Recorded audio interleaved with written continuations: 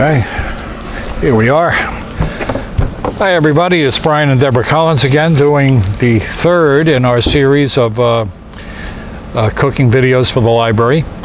Today, by special request, we're going to be doing another item that we could never do at the library for lack of time. We're going to be showing you how to do pulled pork. So Deborah, as usual, will be manning the camera, or womaning the camera, as the case may be.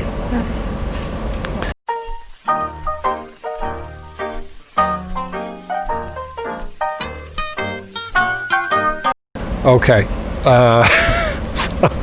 with the usual lack of high production values, we'll get started.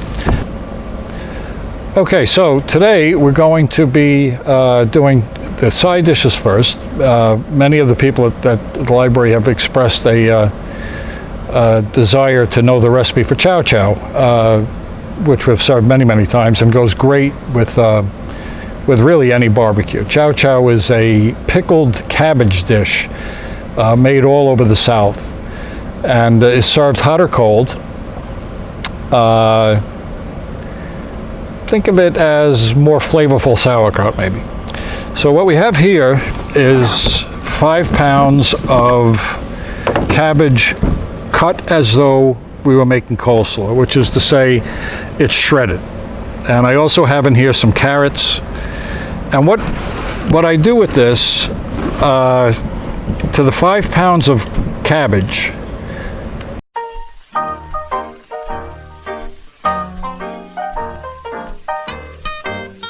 we apologize, we're having some camera problems, so we're cutting in and out.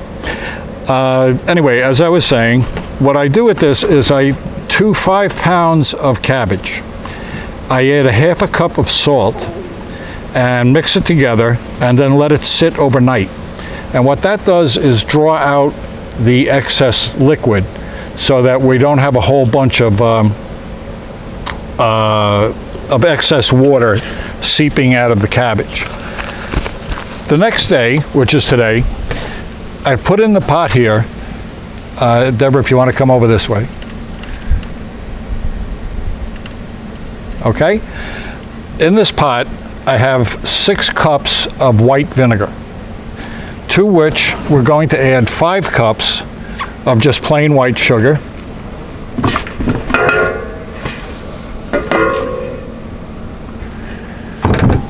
This is a tablespoon of turmeric, so we put that in. 2 tablespoons of celery seed, we put that in. And we're going to stir that around a little bit to make sure the sugar is dissolved. And Deborah, if you want to, I know I keep moving out of your range.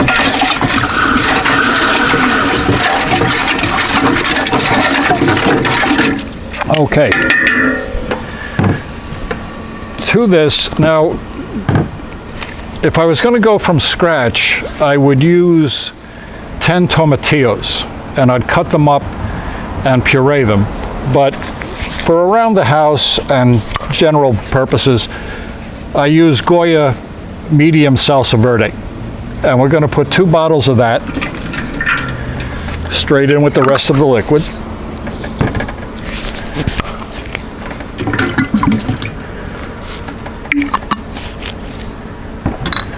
This is 3 medium onions chopped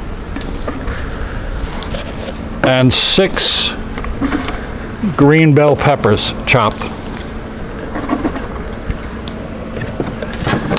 And we'll stir that around a little bit.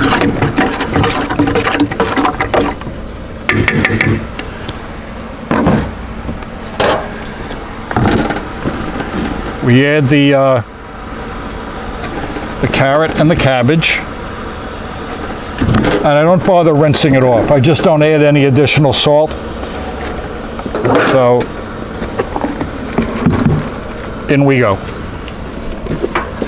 Now I'm going to ask Deborah in a moment to turn the camera off, because what I'm going to do is take this pot, because I have other uses for this hot plate, I'm going to run this inside and put it on the stove inside, and it's going to cook for about an hour or so.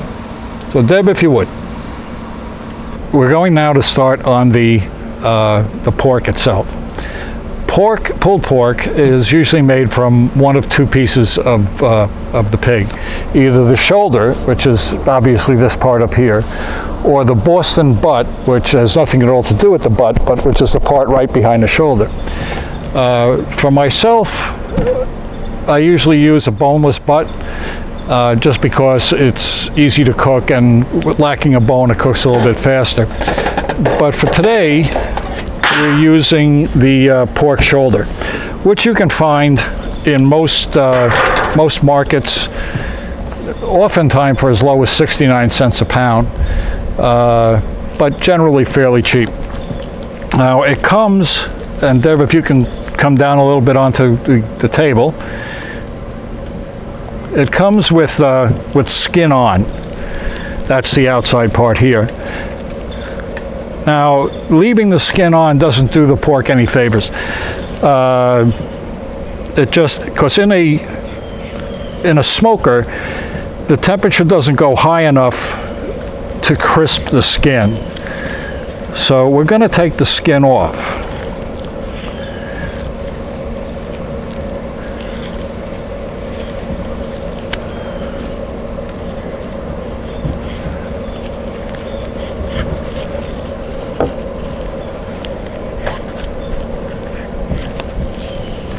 And all I'm doing is pulling the skin back, and there's a layer of fat between the skin and the meat.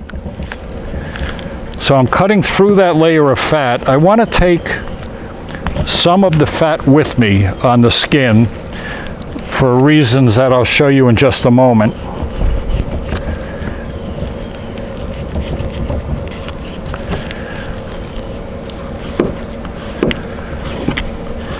But there's nothing really to worry about. If you're cutting this and you leave some fat either on the skin or on the meat itself, it's not an issue. Okay, so there we have the skin, and here we have the pork shoulder. What I'm going to do with this is sprinkle the entire outside with rub.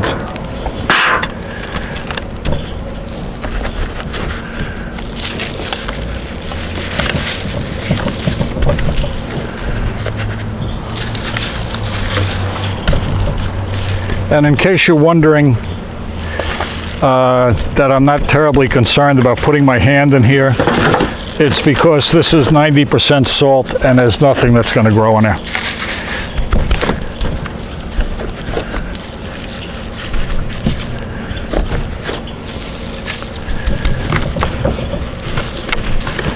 Okay, so there we have our piece of pork. And in just a moment, we're going to put that into the cooker, which I'm going to show you in a little bit. Let's move it out of the way for the moment, though. This is the skin that we just took off, in case you weren't paying attention. There's something we can do with this. For those of you who think, what the hell can you do with a piece of pork skin outside of make a football out of it? We're going to make chicharron, which are fried pork skin. Now, last night I was cooking another piece of pork, so I saved that skin, and what you do with it is, you can see it looks cooked. That's because it is. You put it in a pan with maybe 3 cups of water. Make sure it's weighed down so it stays under the water, and then boil it for a couple of hours. Now you can see there's, Deb, if you can zoom in on that, this has a piece of meat on it and a fat, and then the skin here. So meat, fat, skin. And what we do with this is cut them up into strips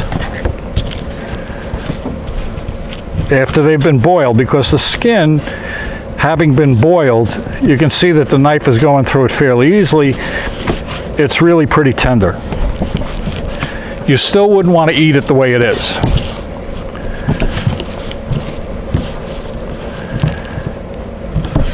But what we're going to do, and over here I have, Deb, if you want to swing this way, this is just canola oil in a pan. If I wanted to get a little bit more fancy about it, I'd have lard in the pan.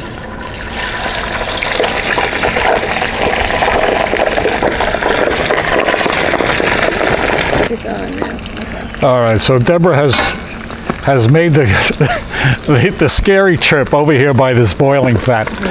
Yeah, it hurts. Ouch. So all we have here is the skin with the fat attached and the meat sitting in a pan of boil. It's boiling, frying really at a medium heat. It's going to sit in there until they get crispy. This is what is close to pork cracklings. So just making sure that everything's floating around loose. Good enough. Okay, Deb, if you want to back up. All right. So we've walked across the street from my house over to my neighbor Dennis's. Dennis has been my barbecue buddy for a number of years. We traveled around the Northeast cooking barbecue. And recently he went over to the dark side and bought himself a gas cooker. But we've forgiven him. And the reason we're here today is to show you, because many more people have gas cookers than have some of the equipment I have. So we're going to show you how to use a gas grill to do barbecue. Dennis, you want to fill us in on this particular barbecue? Yes, this is it's a Weber, of course, as you see, and it's kind of the medium price range. It's not going to break the bank. If it was, I wouldn't have one. And it's got plenty of different functions. It has a rotisserie if you want, and so on and so forth. But that's not what we're talking about. I just wanted to let you know what this consists of. And on the inside, we have a box that is for the wood chips for the smoke. Okay, and what we do, you throw wood chips in here, and you have a knob here that you can adjust the temperature of that to where you need it to get the right amount of smoke that you need for your project. Okay, and so that's really the only unusual feature that this grill has over any other grill on the market. Right, exactly. The smoke box. A lot of them don't come with that, but okay. I think Brian has an alternate. Yes, oddly enough, we have an alternate.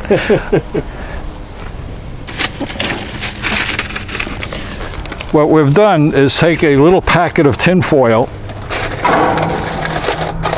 and we have wrapped in it a bunch of wood chips, the same kind that you can get at any hardware store these days, probably most grocery stores. And what you do is, you can see we started this one a little earlier. The wood is charred a little bit because once we wrap it in the foil, it can't get much air. So if you put that over a burner, it's going to do pretty much the same effect that you see Dennis's special smoke box doing. Now what we want to do when we put the meat on here, because we have the heat on that side of the grill, we're going to put the meat on this side of the grill because we want the indirect heat. And Dennis, would you mind grabbing the meat? I got it. Because I'm wired in. So we're going to put the meat over here and we're going to keep the smoke over there. Looks good already and it's not even cooked. Okay, and Dennis has got a pan with some water. Yes, right here. and the water keeps moisture in Well, there. you want to put the, I think I've got you a little crowded here, but We'll make it happen. We always have. okay. So we're going to close this up, and you can see it's putting out quite a good bit of smoke. And with the top closed and a little bit less air in there, it'll keep everything close to the meat. And Dennis is going to set this to go up to about 250. Now this may take some adjustment because we're not really sure exactly where 250 is on this thing. Right. But, I'm sorry, go ahead. You would just have to, you'd have to practice a little bit. You know, turn one burner on, turn one burner off. And right now what we have the smoke box burner on.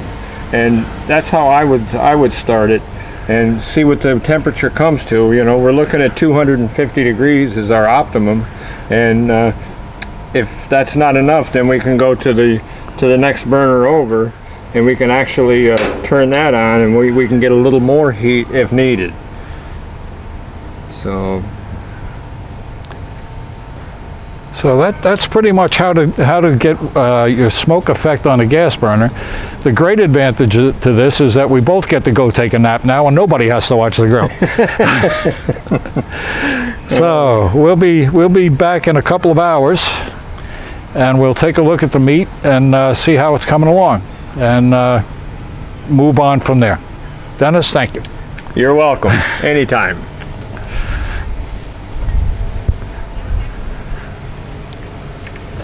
Okay, so here we are back on the workbench, and the chicharrones are definitely popping all over the place. These are a variant of what are called bear claws. And what they're used for, you put them into the meat like this, and you pull it.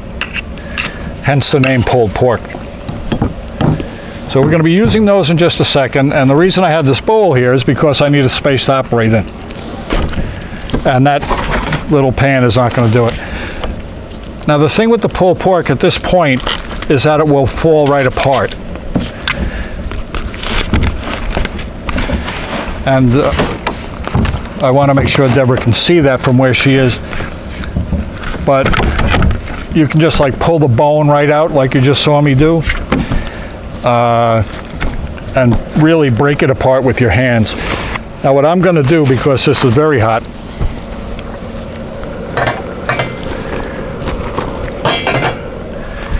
these are heat-proof gloves.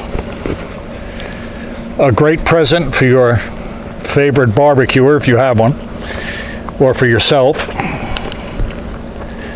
And they're a little bit tough to get on at the moment because my hands are sweaty. But the thing with these is you can reach right into the hot meat. And Deb, you got the meat in focus? Okay. So you can see that the heat does not come through the gloves. I'm just taking the extra bones out and pulling the fat off. There's that bone that basically falls out.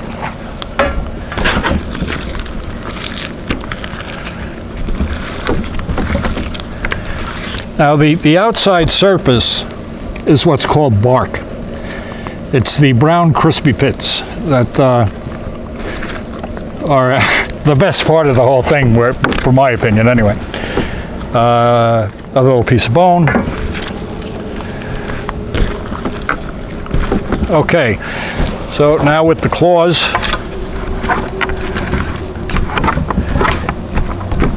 you can do this really to any degree that you want. I usually like my pork chopped more than pulled, but for the sake of the demonstration, we're shredding it.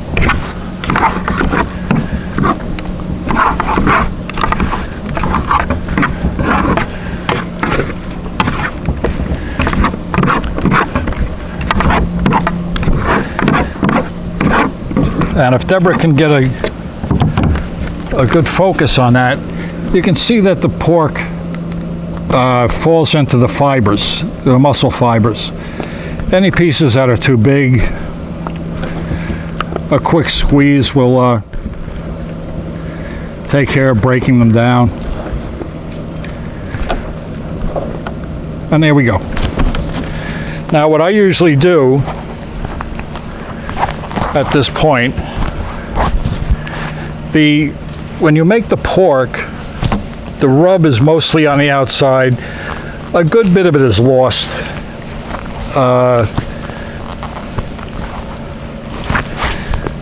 So what I do is add a little bit more rub after I pull the pork. You could also, if you wanted to, add barbecue sauce right into the pork and then mix it together. For myself, I'd rather let people do it, to their own taste. So, a little bit of rub.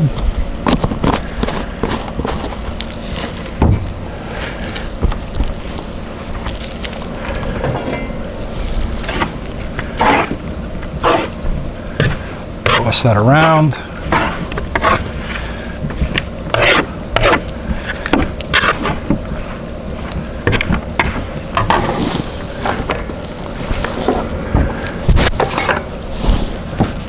Find the pan here.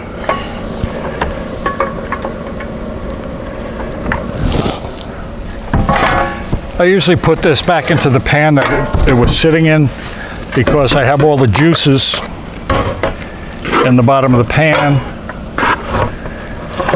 and I want to toss those back in with the pork. So there we go.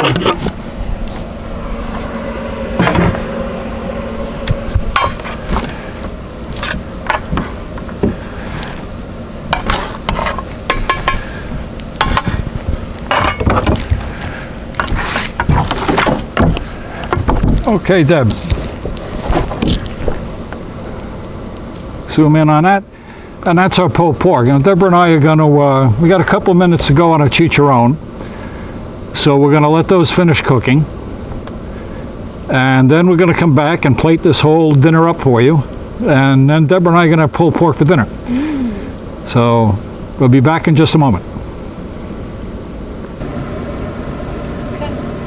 Okay, so we are back, just wrapping up. I have taken the chicharron off the fire. I'm going to sprinkle a little bit of rub on those just to season them up a little.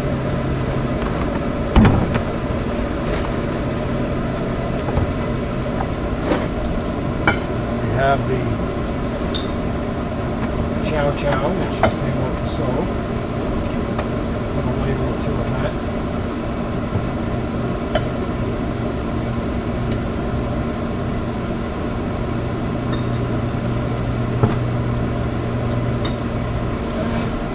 Burgers for Deborah. And small burgers at the recommendation of my cardiologist. So we'll take some of the pork. This is some of our homemade blueberry bourbon barbecue sauce. We don't want to drown the pork. I don't know, I find people have a tendency to put a lot of sauce on pork.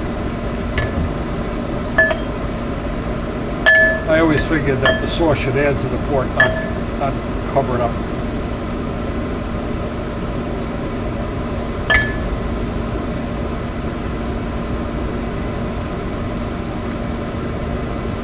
Okay, so there we are. We hope you'll give it a try at home. Deborah and I I'm eyeing the picnic table in the backyard, so we'll be adjourning to that in just a moment. And we hope to see you at the next one, the next demo. Be well.